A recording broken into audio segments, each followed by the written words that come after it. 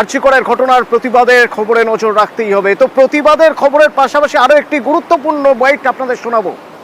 এই বক্তব্য নির্যাতিতার বাবার, যেখানে পুলিশের ভূমিকা নিয়ে নতুন করে প্রশ্ন উঠে যাচ্ছে। অভিযোগ করছেন তিনি, বলছেন যে বাড়ি গিয়ে পুলিশ টাকা দিতে চেয়েছিল।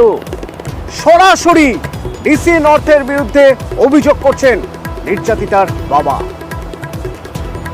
যখন আমার মেয়ের দেহ আমার ঘরে সাহায্য ছিল, তখন ডিসি নর্থ ঘরের ভেতরে তিনি আমাকে টাকা দেওয়ার চেষ্টা করেন এবং তার যা জবাব দেওয়ার আমরা সঙ্গে সঙ্গে সেই জবাবটা দিয়ে দিই। ডিসি সেন্টার ইন্দিরা মুখোপাধ্যায় বারবার প্রেস মিট করে করে মিথ্যা কথা বলছি, মিথ্যাচারণ করছি। কারণটা কি? এতটা সক্রিয় ছিল পুলিশ বডি নিয়ে যাওয়া পর্যন্ত, যখন দাহ হয়ে গেল তখন পুলিশ নিষ্ক্রিয় হয়ে গেল।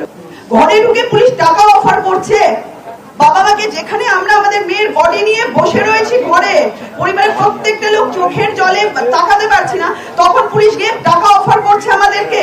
এটা পুলিশের মানবিক মুখ। তারা আবার বলছেন যে আমরা সব ঠিক কাজ করেছি, আমরা সব দায়িত্ব পালন করেছি। এটাকে দায়িত্ব পালন